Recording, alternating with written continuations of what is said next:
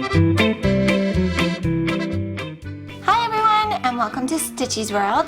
My name is Caitlin, and welcome to my knitting and crochet channel where I talk about all of the things that I'm super excited about and plans and show you what I've been working on. So this is just a regular podcast episode, and I'm gonna start off with an almost completed Charlotte the Fox. So when we last left off, I needed to fix her dress.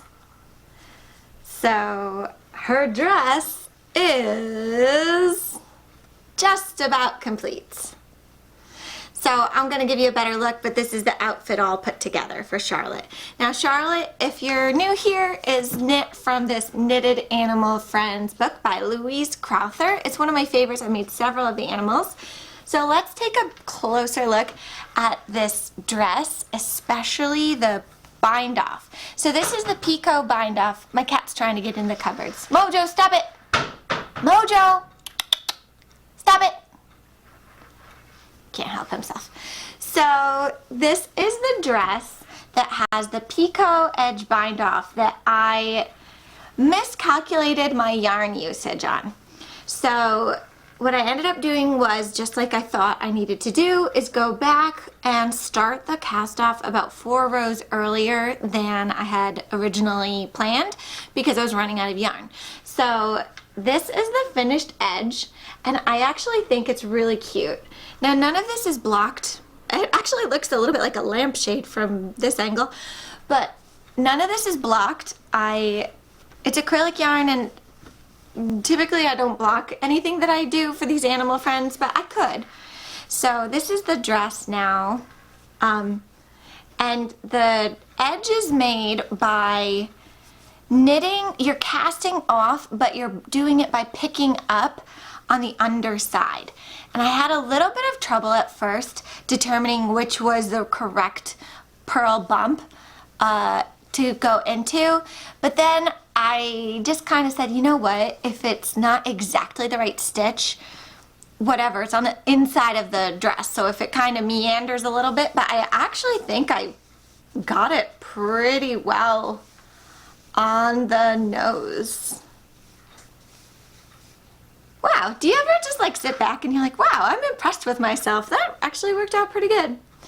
So this is her dress. It is open on the back, and most of the designs in this book are like that because of the animals' tails, so it gives a place for their tail to come out. So there is a little button band on the back and some buttonholes. So I will attach buttons. I've been doing a lot of reorganization, especially with my craft things. So now I know where my buttons are, but they didn't make it on for this episode. So next episode, hopefully all of the buttons will be done and she'll be complete.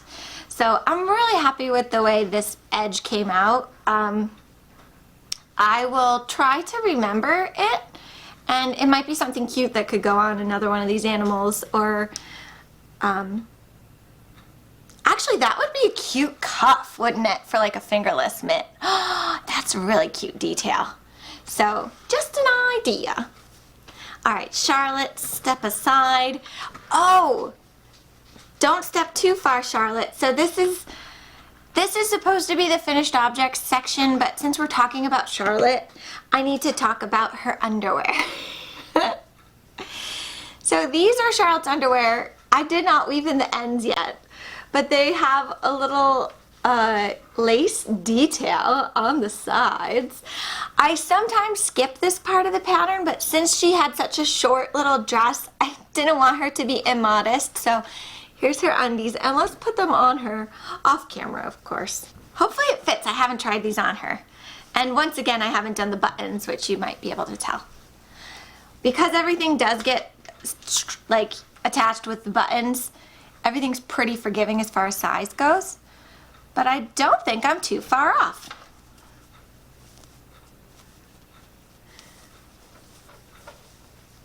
Okay.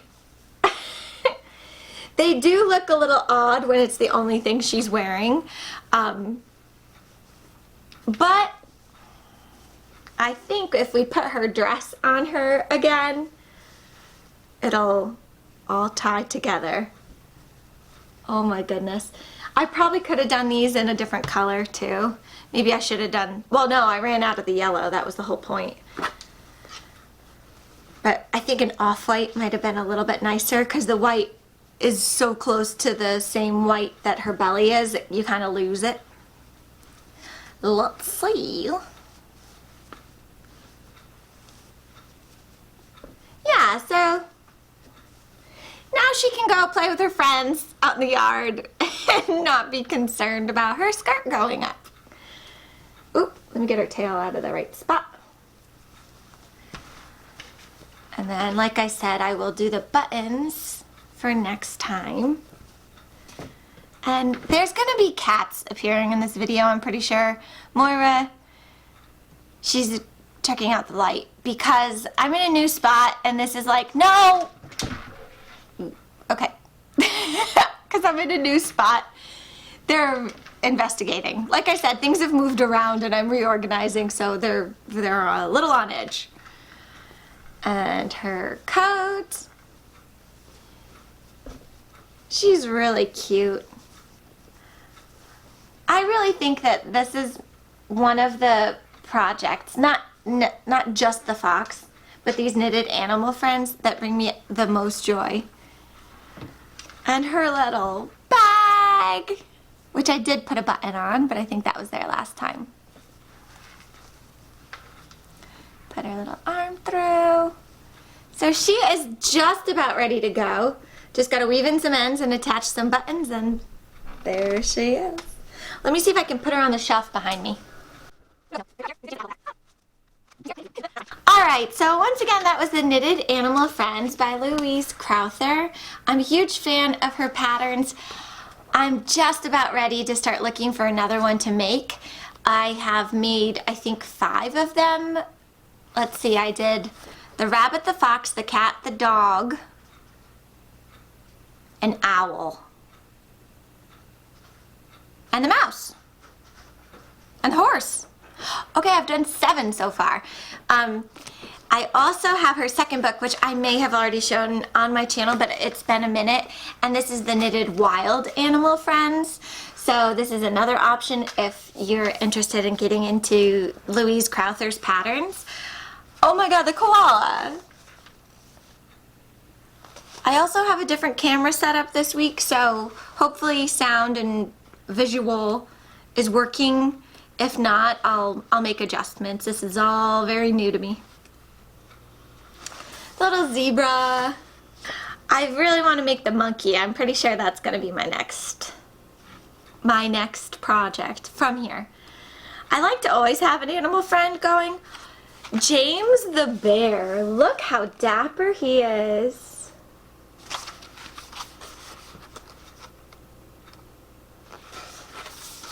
Hippopotamus. What's her name? Elsie the hippopotamus.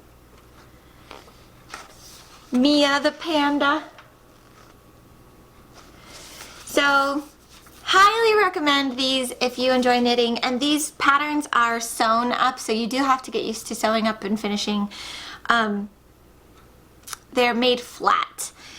The patterns are really well written, and once you learn certain parts, you use that same technique again and again for all the different animals, with slight variations written in. Okay, so the next thing I have to share is another semi-finished project, and that is the Bryce cardigan, which I made from the Nomadic Knits issue 12, Utah, Nevada. And I will show you first, you've seen this probably, a picture of the model wearing the Bryce cardigan, which I believe is named for Bryce Canyon by Afifa Sayeed. And here's the deal, folks. This is the one that last week I was trying to decide if I wanted to finish it or frog it. And I was so close to finishing it, and it was kind of fun to work on chunky yarn like this, so I decided to finish it. I tried it on last night and it has a weird fit issue. So I need to figure out, oh, I still have a marker to show me the front, although I think the front and the back are the same. So I still need to figure out if I'm gonna like it but I need to sew in the ends and I need to block it. So I'm not gonna, I might try it on in this video, I'm not sure. We'll see. I'll add it on somewhere. But this is the finished vest. The fit issue I'm having, which you'll see when I'm wearing it, probably, is the sleeves are, like the holes, they're not sleeves, the holes for your arms are way down here. And this is all shoulder. But my shoulders go like this, like generally. They don't, I'm gonna try it on and we'll just see if we can make it work with the camera. And this is the shirt that I bought thinking I would wear it over it. Oh, I probably just got lipstick on it. I did! Are you kidding me? Are you kidding me? Oh no. Pause. Okay, so we're back. It wasn't as serious as I thought it was. So anyway, I put it on very carefully, and this is what I'm talking about. So it's a crop length. This is pre-blocking. So right now, like my belly button is here. So it's about 2 inches above the belly button. And the cowl neck, I think it's a cowl neck, be considered a cowl neck. It kind of bubbles around, which I don't mind. But here's the issue. The sleeve holes, just like not quite tall or short enough for this. Oh, Charlotte, goodness. Okay, there she is. So this is the little bubble that I'm talking about. There's like a little extra fabric here. And it goes away if I yank these down and really keep it like over my shoulders as a shawl and make it a little longer.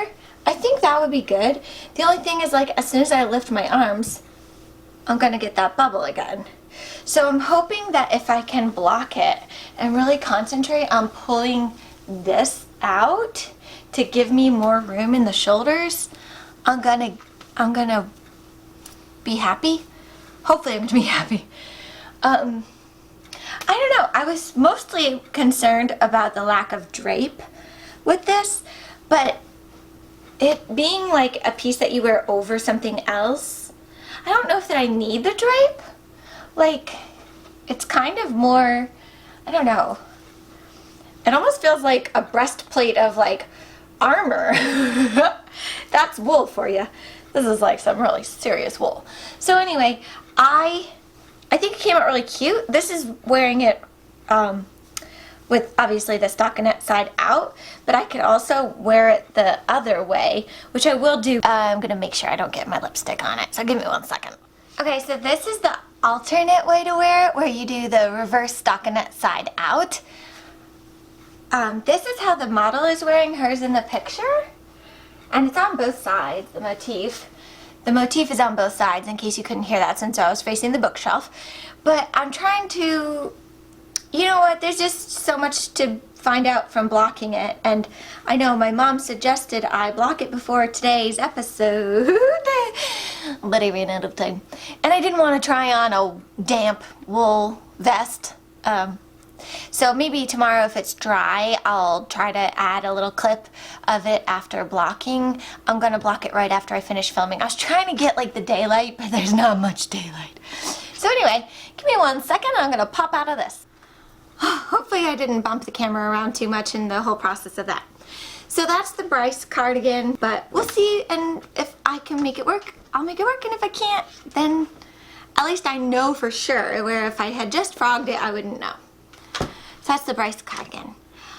On to the next thing. I did finish a couple of things now. I have been doing some research for a Valentine's episode. I figured I would share some of the projects that I was trying out to include in my Valentines, because I wanted to recommend patterns that I could really speak about in a knowledgeable way, so I decided to try a few of them out. So the first one that I tried is a little crocheted heart ornament. I actually made 3 of them. I brought one of them to work. And They're super cute. I love the size. They don't take long to make. They're just 3 rounds. The pattern is the COVID-19 heart something. There was no chart for this. This was just a written pattern. And not that I really have experience reading charts, but I just wasn't 100% sure that I was doing it right. And for that reason, I would not recommend this for a beginner, because I feel like, and I'm not a beginner any longer, but I just don't have very much experience with this type of project. But when I like to feel like, there, I did it, and then I want to make like 15 more because it's so fun. This, I tried 3 of them in 3 different times. I'm like, I think that worked. I did it a little differently each time, I felt like. There were several versions of the pattern. I don't think both sides of the heart look the same. I don't read my crochet as well as I read my knitting. But doesn't the bottom of the heart look a little different on one side? That was where it went wrong for me, because it would sometimes say to skip 1 and then double crochet into the space, into the chain 1 space. So I knew what the chain 1 space was, but I didn't know what was I really skipping. Was I skipping just 1 stitch? That's what I thought. So that's what I did, and I ended up where it thought where the pattern was telling me like I should have been at the point of the heart, and I was only like at this point. So a little bit of trouble with this one, but there's plenty of other crochet heart patterns out there, and I do want to try a few more so I can find one that I could really recommend. But they're cute anyway. I hung them on my wall. I don't care if they're a little lopsided. They're not even anatomically correct anyway. So the next Valentine thing that I made is actually a Christmas thing. I did not realize that the Danish woven hearts are actually a Christmas tradition, and they're hung up on the Christmas tree. They're not really meant for Valentines. And in fact, you put little cookies in them. Like there's a special kind of cookie that you usually put in them. But I thought it was so cute, and I remembered making not crocheted. I remembered making paper Valentine heart baskets when I was a kid. Let me show you. So this is the Danish crochet heart basket. This was really fun to make. It took me about, I want to say start to finish, about 3 hours.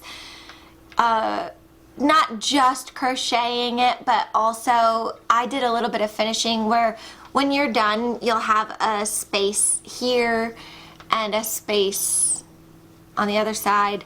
So I wanted to kind of make it look finished on the edges so that it holds together. But it's actually, you could put something inside it. The third thing I made for Valentine video that is coming soon is I had a lot of this homespun Lion brand yarn that I had thrifted, and I saw this really cute little blanket, and it's just a heart blanket.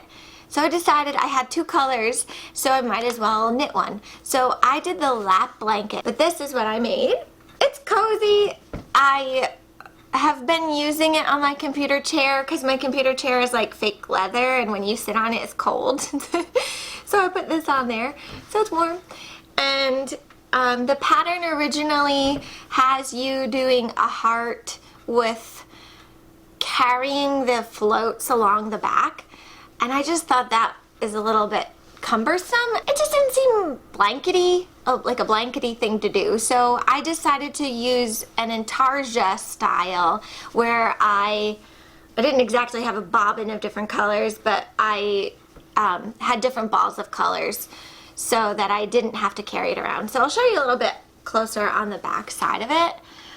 I tried really hard to be consistent with the way that I was turning, because you do have to twist. You always grab from under, and then you pull those stitches nice and tight, those two, the previous one and the one you're working, to make sure you get no gap.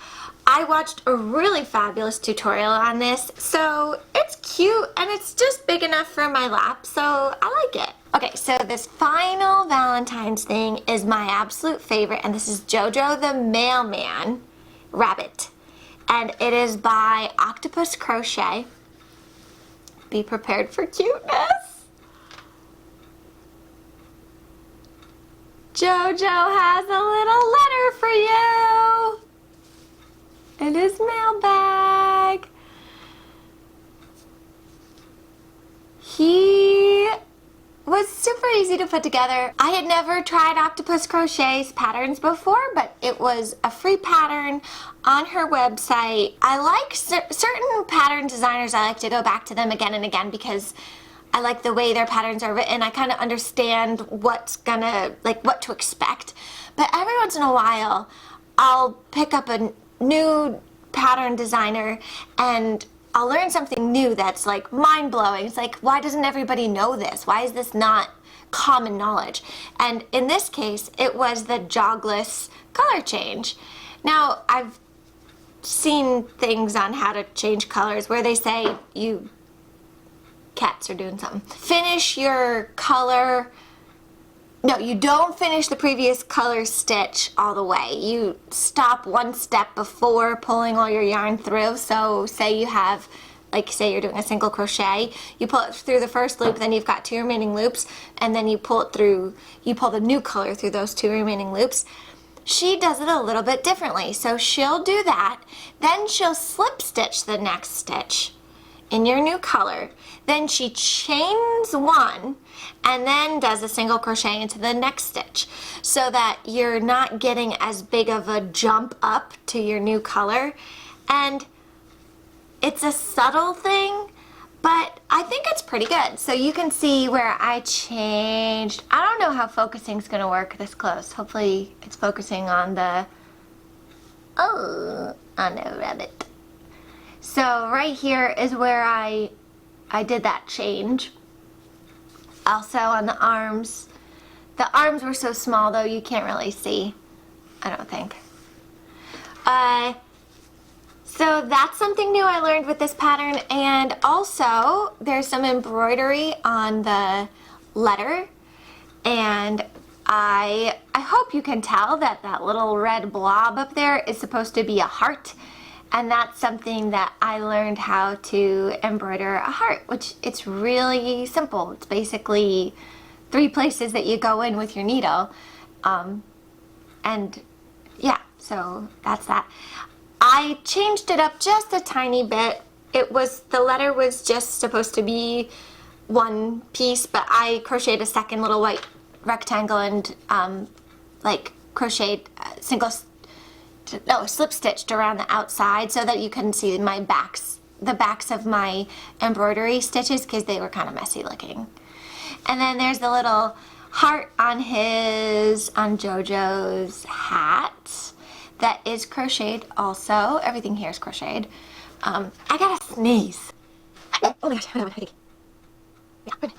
Oh, excuse me. So that's Jojo the Mailman. His bag comes off. I don't know why I've got this little wonky twist in it where it doesn't want to lay flat. I could always put a little stitch in it, but I thought if I give this to my niece for Valentine's Day, she might want to be able to put her own little treasures in the bag, so I didn't want to close it up. And we don't need to be a perfectionist, right? I saved something boring for last. So this is a work in progress. It's a sock.